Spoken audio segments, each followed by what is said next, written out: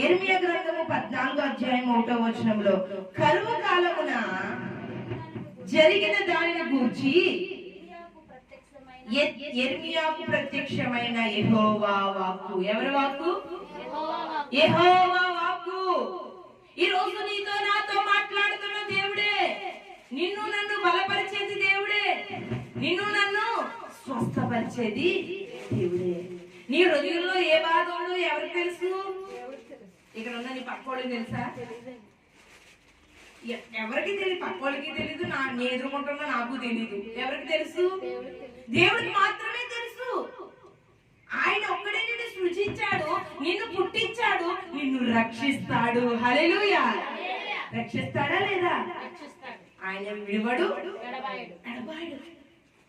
ఆయన కృపగల దేవుడు, ప్రేమగల దేవుడు, జాలిగల దేవుడు. నన్ను